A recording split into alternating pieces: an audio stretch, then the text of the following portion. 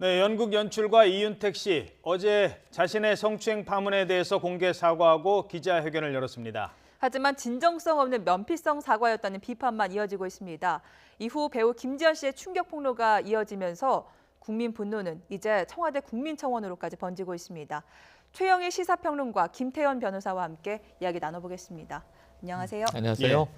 자, 일단 먼저 어제 이윤택 씨의 기자회견 내용부터 들어보고 질문 이어가도록 하겠습니다. 어제 여러 가지 상황에 대해서 설명을 했는데 성추행은 했다라고 하지만 성폭행은 없었다 이렇게 주장을 하고 있습니다. 들어보시죠. 어떨 때는 이게 나쁜 계획인지 모르고 저질렀을 수도 있고 어떨 때는 죄의식을 가지면서도 제 더러운 욕망을 억제하지 못해서 생겼을 수도 있습니다. 안마는 제가 시켰습니다. 그리고 그 안마에 대해서는 지금 제 잘못을 통감하고 있지만 예전에는 남자하건 여자하건 같이 다 했습니다. 성폭행을 당했다고 피해를 제기한 분들에 대해서는 인정하지 않으시는 겁니까? 네, 인정하지 않습니다. 네, 성추행은 있었지만 성폭행은 없었다. 사과는 했지만 진정성이 없어 보인다. 이런 평가가 나오고 있어요. 근데 저는 성추행은 있었다는 것도 정말 인정하는 건지 잘 모르겠습니다. 저 기자회견만 들으면 안마는 있었지만 이런 얘기 아니겠습니까? 예. 그러니까 사실은 이 피해 여성들이 안마한 것만 가지고 야 이거 성추행이다라고 얘기하는 사람은 없습니다. 그건 진짜 안마니까요.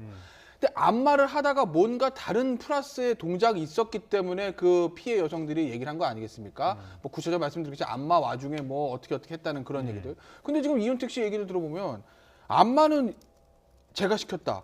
안마에 대해서는 지금 제 잘못을 통감하고 있다. 저 얘기만 들으면 정말 내가 잘못한 거 안마 시킨 것만 잘못이라 이런 얘기 아니겠어요? 그러니까 성폭행은 완전히 지금 부인하는 건데 저는 이윤택 씨가 성추행마저도 지금 과연 인정하고 있는 건가? 과연 정말 본인이 잘못했다고 얘기하는 건가에 대해서 저는 심각한 의문을 가지고 있습니다. 네, 더 충격적인 게 이윤택 씨가 이 연극계에서는 상당히 거장으로 알려진 네네. 감독이기 때문이지 않겠습니까? 상당히 거장이 아니고 최고봉이죠. 뭐 네. 이윤택 하면 연극 좋아하는 사람은 모르는 사람이 없고요. 국립극장 극장장까지 지냈고 또 이 지역에 가서 극단을 활성화하는 활동까지 하고 있어서 추앙받던 분입니다. 제가 좋아하는 이제 이미 작고한 기영도 시인이 이 문화계의 무정부주의자다 이런 별명까지 붙였고 그야말로 이제 거장 중에 거장인데 그래서 많은 지금 이 문화예술인들이 지금 이것은 성추행, 성폭행만의 문제가 아니고 네. 권력 구조의 문제다. 이 연극계의 정치 권력의 문제다. 거부할 수 없었을 것이다. 그러다가 이제 터져 나오는 거거든요. 그런데 아까 이 김 변호사 얘기대로 저도 성추행마저도 예전에는 이게 남자 여자 다 했습니다. 이런 얘기도 하고요. 관행 관습 이런 얘기가 나오거든요. 사실은 지금 성추행, 성폭행 이건 상습적인 것으로 추정이 되는데 이걸 관습이라는 말을 씁니다. 저분이 무대 연출가잖아요. 전 어제 상당히 기획된 기자회견이 아닐까. 무대에서 하는 말이요. 이런 거죠. 죄인 줄 알고 했을 수도 있고 모르고 했을 수도 있고 이건 삼자화법이에요. 내가 죄인지 이건 알았다, 이건 몰랐다가 아니라 어떤 때는 부지불식간에 어떤 때는 뭐 죄인 줄 알면서도 더러운 욕망을 억제하지 못하고 이런 표현을 씁니다. 상당히 좀 문학적인 수사를 동원해서 무대 연출과 다운 연출을 했는데 저것은 제대로 된 사과는 아니다. 왜냐하면 피해자들에게 사과드립니다. 진심으로 사과합니다라는 표현이 들어있긴 하지만 이 객석에서 이 목소리가 터져 나오죠. 피해자에게 직접 사과했느냐. 이게 예전에 그 서지영 검사 얘기랑 똑같습니다. 당사자에겐 사과하지 않고 간증을 하는 것에 이 화가 나서 나는 폭로할 수밖에 없었다 이런 얘기를 하잖아요. 예. 지금 대중 앞에서 카메라 앞에서 언론 모아놓고 간증을 했는데 문제는 당사자의 마음은 이 전혀 용서해 줄 마음이 사과를 받은 마음이 없는 거예요. 그래서 3인칭 화법을 하고 있어요. 네네. 그래서 지금 저 기자회견 15분 전에 또 새로운 폭로가 나왔고 예. 기자회견 끝나고 또 새로운 폭로가 나왔고 아예 처음에 이제 가명을 쓴 이제 여성 연극인이 한 분 있지만 네. 실명이 등장하면서 네 분의 폭로가 지금 연이어져 나왔는데 예. 더 나올 가능성도 있는데 여기서는 성폭행의 정황까지도 적나라하게 이 고백한 분이 있기 때문에 사실 앞으로 이 성폭행 논란을 피해가긴 어렵고요. 다만 법적으로는 최근 사례가 없다. 지금 2008년까지 나와 있거든요.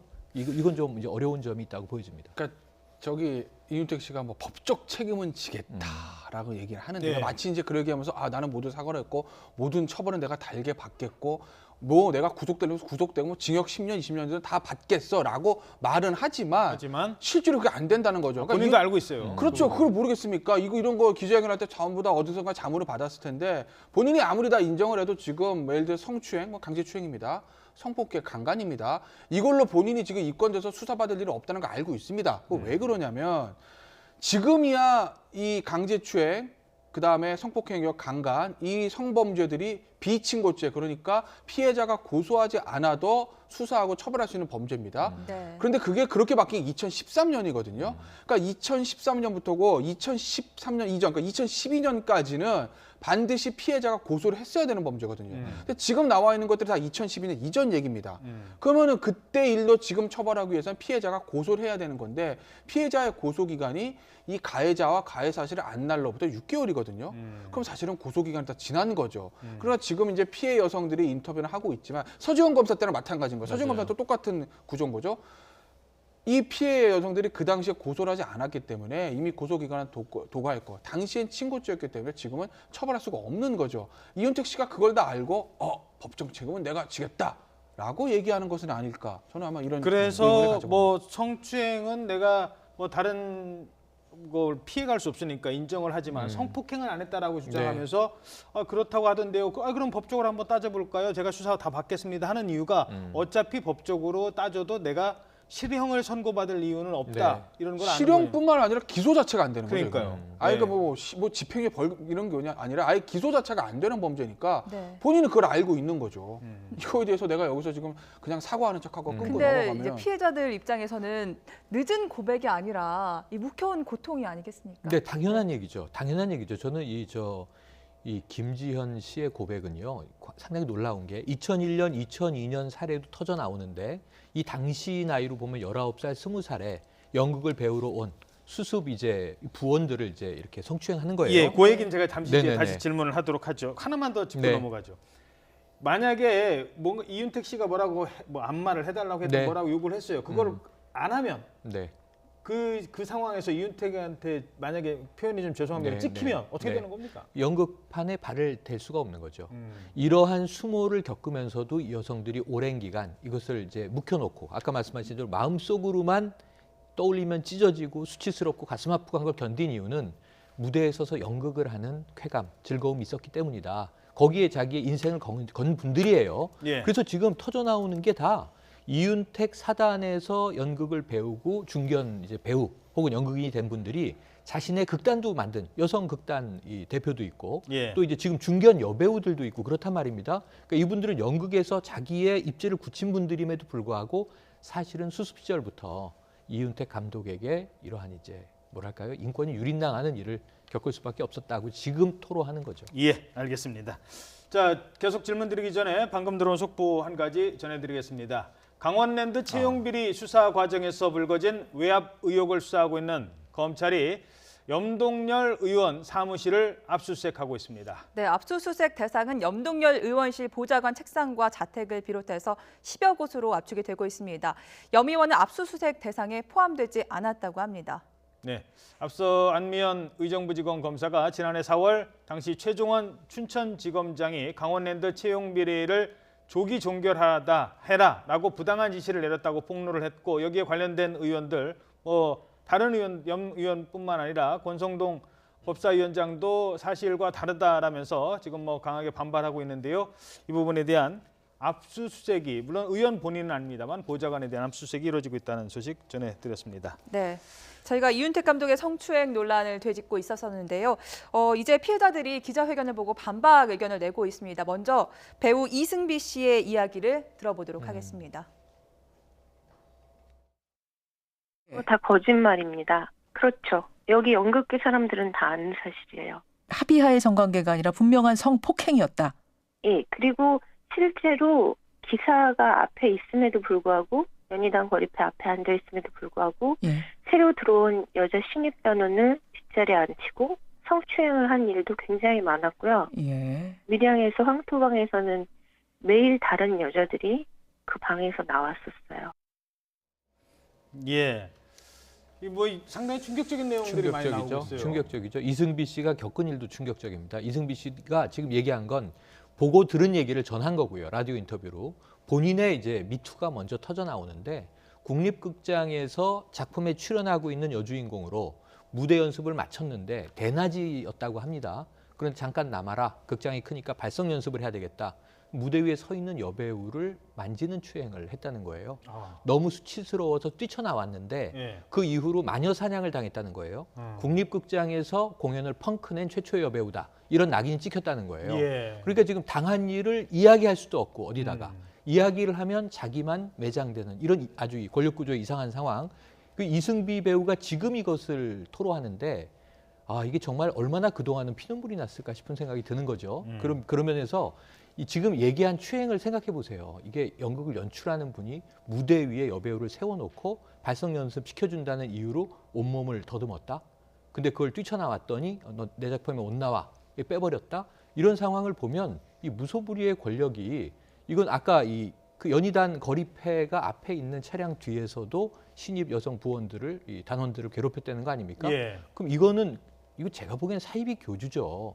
그리고 왜 이분들은 그때 이러한 것들을 폭로하지 못했을까? 지금 연희단 패거리 아까 리포트에 보니까 이제 해체하지 않습니까? 그 스스로도 이제 통감하고 있는데 알면서도 모르는 척 했었을 가능성이 높은 분들이 주변에 있는 거예요. 그래서 이 공공연한 사실이 이제 터져 나오는 것이다라고 추정됩니다. 예.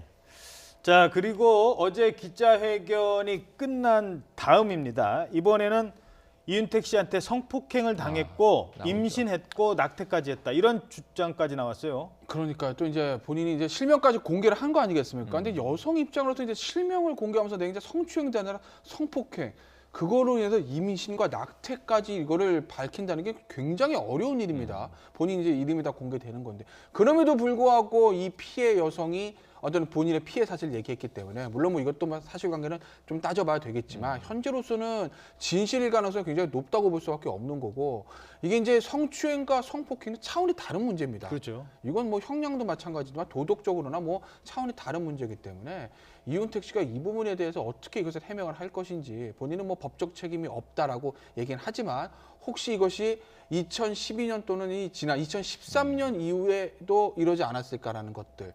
그러니까 만약에 이윤택 씨를 처벌하기 위해서는 2012년 이후의 일, 2013년부터 일들이 지금 터져 나와야 되는 건데 그 부분에 대해서는 아직까지 이제 피해 여성들이 밝히고 있지는 않으나 이윤택 씨의 피해 여성들의 주장을 미루어 보면 피해 여성들이 그 두 사람뿐만 아니라 굉장히 관행화되어 있다는 거 아니겠습니까? 황토방에서 매일 다른 여자들 나왔다는 얘기는 이것이 뭐 하루아침에 이루어진 게 아니라 오랜 기간 동안 장기간 정말 불특정 다수를 대상으로 해서 이런 일들을 저질렀다고 추정할 수 있는 것이기 때문에 아마 다른 여성들의 용기 있는 고백이 있어야 그래야 이윤택 씨를 좀 법적인 어떤 그 잣대로 처벌할 수 있을 것 이게 같습니다. 김지현 씨 사례가 좀 아주 끔찍한 이유가 있어요. 그러니까 이게 2000년대 초반부터 시작됐는데 처음엔 안마를 지켰다.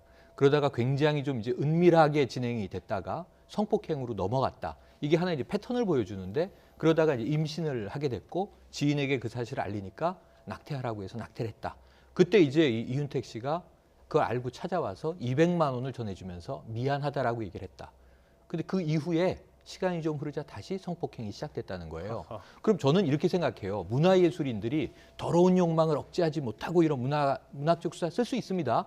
사실 법 위에 예술이 있다고 생각하는 예술지상주의자들이 많아요. 근데 거긴 윤리가 있는 거예요. 그 윤리를 넘어서서 그 위에는 뭐가 있냐면 예술의 궁극적인 목표는 인간성이에요. 휴머니즘을 구현하는 거예요. 때로는 법도 어길 수 있고 윤리도 일탈할 수 있는데 궁극적으로는 휴머니즘을 구현해야 되는데 이 낙태한 여인에게 또다시 성폭행을 자행했다? 이건 뭡니까? 짐승 아닙니까?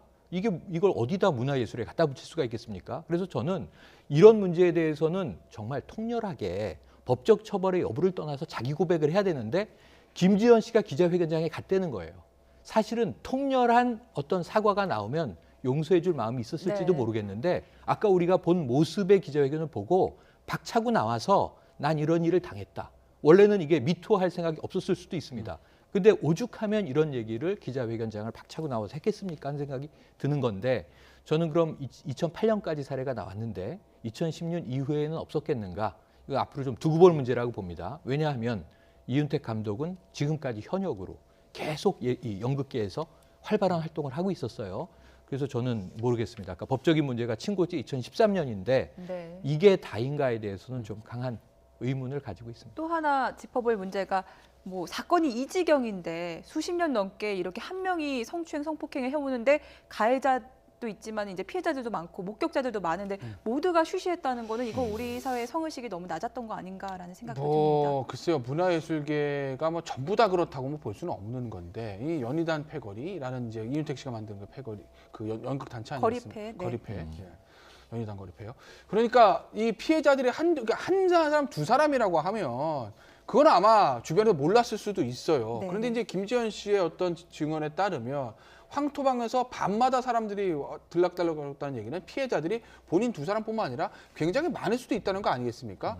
피해자가 많다는 얘기는 그것들이 아름아름 소문이 날 수도 있는 것이고, 그러니까 같이 연극을 했던 사람들 중에서는 이게 아마 공지의 사실일 가능성이 있다라는 거죠. 우리는 지금 알았지만 언론은 지금 보도됐지만 그들만의 어떤 문화에서는 야, 이윤택 선생님이 이번에 또 그랬어라는 얘기들이 계속 있을 수도 있다는 거예요. 그런데 네. 이제 우리 앵커가 지적하셨던 것처럼 그 누구도 이 부분에 대해서 어떤 폭로를 하거나 문제를 제기하지 않았다는 거 아니겠습니까? 그건 이 이윤택이라는 사람이 연극계에서 가졌던 힘, 그러니까 아까 이제 최영일 평론가가 지적하셨듯이 그냥 유명한 사람이 아니라 탑 아니겠습니까? 연극계에서 거의 원탑이라고 불러도 무방한 사람이죠.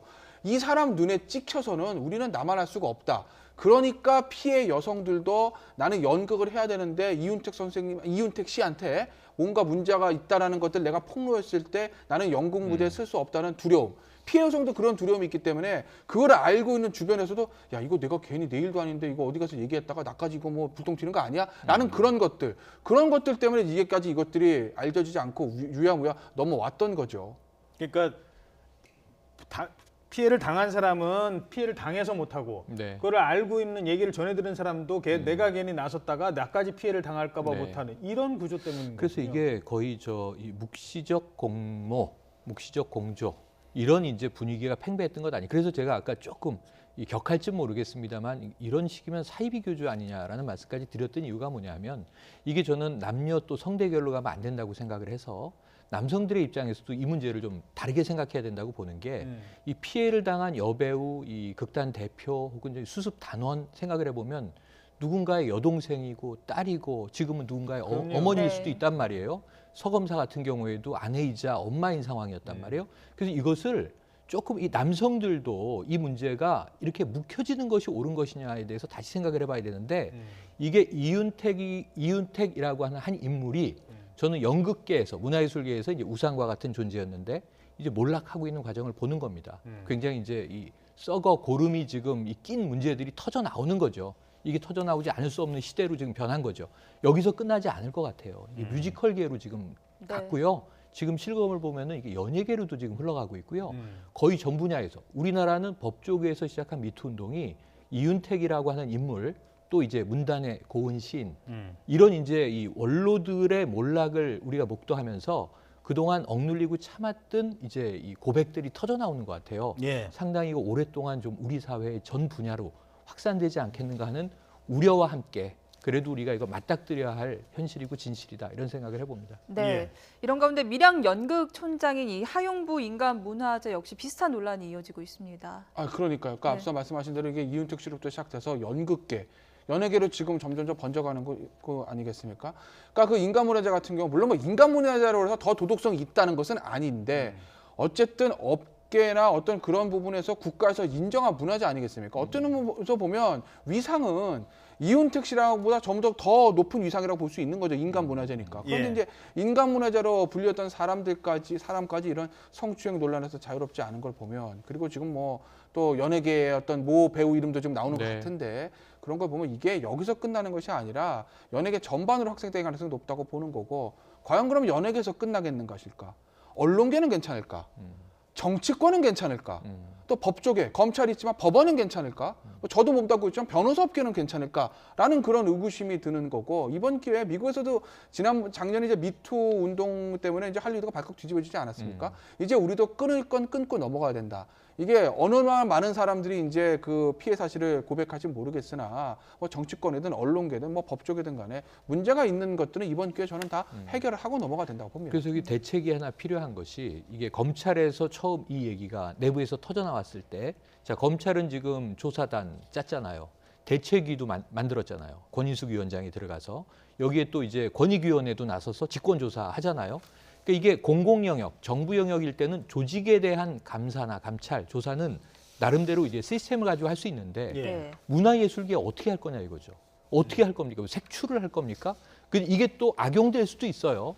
사실은 무고가 쏟아져 나올 수도 있는 상황입니다. 권력 구조의 문제라고 하는 것은 또 사실은 뭐 합의된 성관계를 그렇지 않다. 예전에 박유천 씨 사건을 한번 보면 무고가 여러 차례 드러난 경우도 있지 않습니까? 그래서 이거 어떤 개인 타겟의 문제가 아니라 정말 이런 분위기를 정풍정화하기 위해서는 시스템을 가지고 접근을 해야, 이것도 제가 보기에는 남녀 권력 관계가 정말 올바르지 못했던 시절에 잘못된 적폐거든요. 그럼 문화예술계는 어떻게 할 것인가? 이거 문화예술부하고 관계 단체 당국들이 머리를 좀 맞대고 깊이 숙고해서 이것을 해결하기 위한 자정 노력을 이제 시작해야 돼요. 그렇지 않으면은 이것도 또 묻지마 폭로로 가게 되면 상당히 진위를 가리기 힘들어질 수도 있다. 이런 문제도 같이 우리가 좀 미리 고민을 해봐야 될 것 같습니다. 그리고 이걸 막상 정말 이렇게 폭로가 되고 보니까 고은, 이윤택 정말 이게 그 분야에서 나름 성공을 하고 뭐 노벨상까지 뭐 준다 뭐 이런 얘기까지 네. 좀 나왔었잖아요. 그런 경우이다 보니 이게 정말 이 정도로 심각했구나라는 걸 더 국민들이 뼈저리게 느낄 수 있을 것 같아요. 그러니까 그런 만약에 이런 생각도 할 수 있죠. 야, 진짜 고은 시인 노벨문학상 받았으면 정말 큰일 날 뻔했다라는 얘기들. 반납해야 되는. 반납해야 되는 거죠. 국제적인 망신이죠. 한국에서 노벨문학상 수상자가 성범죄에 연루됐다는 이런 부분들이. 그러니까 이윤택 씨도 그렇고 뭐 고은 시인도 그렇고 그다음에 하영부 인간문화자 같은 게 일단 본인은 부인하고 있습니다. 그러니까 뭐 사실관계 좀 확인을 해봐야 되지만 어쨌든 간에 각 업계에서 탑의 지위에 있는 사람들이 이런 일을 이제 저질렀다는 걸 보면 이런 생각이 가능한 거죠. 야, 그 개인의 문제라기보다 그 업계 구조적인 문제가 아닐까? 만약에 고은 시인이든지 그다음에 이윤택 씨라든지 이런 사람들이 연극계 문화계에서 탑의 위치가 있는 사람이 아니라 그저 우리가 소위 말하는 그냥 비리비리한 그냥 보통 사람이었다고 하게 되면 이렇게까지 자기 밑에 있는 어떤 신인들이나 제자들이나 그 배우들에 대해서 이렇게 손을 댈 수 있었을까? 라는 이런 생각 가능하지 않겠습니까? 그렇죠. 그러니까 그것이 단순히 개인의 문제라기보다 그 권력을 이용하는 일종의 이것도 권력 남용인 거죠. 그렇죠. 그 넓은 의미에서 보면. 그러니까 이게 만약에 그 자리에 이윤택 씨가 아니라 다른 사람이 그 자리에 있었다면 고은 시인이 아니라 다른 사람의 그만한 위치에 있었다고 하면 과연 그런 일을 안 저질렀을까? 그러니까 개인의 문제이기도 하지만 그 업계가 가지고 있는 구조적인 문제들, 위에 사람한테 찍히면 도저히 신인들이 발전할 수 없고 무대에 설 수 없고 문학지에 글을 올릴 수 없는 그런 구조적인 문제들도 이번 기회에 한번 우리가 점검을 해봐야 될 것 같습니다. 국민들이 분노하고 있습니다. 맞습니다. 이윤택 씨 사건은 이제 국민 청원이 36,000명을 예. 넘었다는 얘기인데 20만 명을 넘으면 청와대가 답변을 해야 되잖아요. 답변을 해야 되는데 어떤 답을 그동안의 내놓을 수 있을까요? 답변이 뭐 이런 게 있었죠. 지금 올라와 있는 것 중에 상당히 인기를 끌고 있는 게 국회의원에게 최저시급을 적용해달라. 이건 우리나라가 삼권 분립이기 때문에 뭐 국회 문제를 이제 행정부가 이렇게 거론하기는 어려운 부분이 있고요. 예전에 이제 조국 민정수석이 답변한 것도 있지만 소년법을 폐지해달라. 이게 쉽지 않은 문제들이 있지 않습니까? 그래서 20만이 넘으면 청와대가 답변을 할 텐데 제가 아까 드린 숙제, 그럼 문화예술계 또 다른 여러 영역에서 이런 문제가 터져 나왔을 때 법적으로 당시 친고죄가 살아있을 때 터져서 지금은 처벌할 수 없다면 이것을 우리 사회가 어떻게 해결할 것인가. 사실 한번 해결하고 넘어가지 않으면 이 터져나온 원성들을 어떻게 할 겁니까? 그래서 문제는 저는 정말 그 본인 스스로가 탑의 자리에 올랐던 인물이고 그 권력을 최대한 누렸던 인물인 만큼 정말 자숙하는 모습을 용서받기 위해서, 이게 법적 용서가 아니라 사회 공동체 용서를 받기 위해서 자숙하는 모습을 보여야 한다라고 생각을 하는데 네. 이런 부분에 대해서 지금 최근에 나타난 현상은 끝까지 아니다, 모른다, 부인하는 이제 일들이 많아지고 있어요. 놓기가 일을 치는 거죠. 자신이 잡은 권력이나 기득권을. 그러니까 이런 문제들에 대해서 우리 사회 그럼 어떻게 이러한 것들을 조치해 나갈 것인가. 여기에 대한 논의를 해야 되는데 청와대는 청와대 나름대로 좀 해안을 제시해 줬으면 하는 생각도 듭니다. 예, 네. 이게 지금 성추행, 성폭행 문제가 권력 구조의 문제라는 걸 진짜 본질을 잘 파악을 해야 되는 게 권력을 가졌기 때문에 그런 범죄를 저질렀잖아요. 그런 범죄를 저지르면 자기가 가지고 있는 권력이 한순간에 다 무너진다는 걸 알아야 되고 그걸 바꾸는 것도 권력이어야 된다는 겁니다. 네. 그러니까 힘없는 사람들이 나 혼자의 힘으로는 그 권력 가지고 나의 미약한 힘으로는 그 권력을 못 이기지만 미투라는 하나의 운동으로 이렇게 만들어지면 네. 그동안 폭로하지 그렇죠. 못했던 것도 그걸 막아낼 수 있는. 왜냐? 상대방도 난 아니다. 이것도 권력으로 막으려고 그렇죠. 하거든요. 주변 사람들한테 물어봐라. 봤냐? 내가 그런 거 했냐? 이런 식으로 나온다면 역시 그걸 예. 맞설 수 있는 그러니까 권력이 필요한 것 같아요. 말씀하신 대로 권력이 아니고 지금 부당한 권력에 맞서는 방식 미투는 뭐냐면요. 연대 운동이죠. 네. 그야말로 다 분절돼서 혼자 당할 수밖에 없었던 사람들이 혼자가 아니야. 미투라는 말 자체가 나도잖아요. 그러니까 결국은 나 혼자 피해자인 줄 알았지만 이 동종의 피해자가 굉장히 많을 때 우리가 서로 목소리를 높이니까 연대의 힘이 생겨서 그 이제 우상과 같은 기득권도 이제 무너뜨릴 수 있다라고 하는 게 지금 막 목도되고 있는 과정이거든요. 그래서 저는 이게 정치 권력은 이렇게 표면적으로 보이는 형식적 권력 아닙니까? 오히려 이렇게 생활 권력이라고 해서 여러 영역 안에 숨어들어 있는. 그럼 이게 지금 문제가 뭐냐면 아까 이제 오늘 등장하기 시작한 C모 이 탤런트 중견 배우의 사태는 뭐냐면 이게 연예계에서 벌어진 일이 연예계도 지금 아니고요. 얘기가 나오고 있어요. 연예계에서 벌어진 일이 아니고요. 대학에서 벌어진 일이에요. 그러니까 음. 중견 연기자다 보니까 연극 영화과에 이제 교수직을 강단에 맡고 있는데 서면서, 네. 아마 제자에게 가해진 성추행으로 지금 추정이 되고 있습니다. 이제 의혹이니까 팩트인 게 밝혀져야 특정할 수가 있겠지만 이런 경우에는 흔히 보세요. 권력 관계. 이 교수와 제자 얼마나 권력 관계입니까? 이게 동성의 경우에도 우리가 뭐 인분 교수 사태에서 보지만 인권 유린이 벌어지잖아요. 그럼 또 이게 뭐 남성 교수가 여성 제자에게 또 여성 교수가 남성 제자에게 이 권력 관계를 행사할 수 있는 개연성이 있는 곳에는 모두 이 같은 성착취의 문제들이 존재하진 않았을까. 예. 그래서 저는 특정 인물 몇몇을 지금 뭐 우리 사회에서 퇴출시키고 매장시키고 그다음에 이제 자숙시키고의 문제가 아니라 전반적인 사회 변화 운동이 돼야 되는 게 아닌가 하는 생각도 해봅니다. 예. 네, 여기까지 듣겠습니다.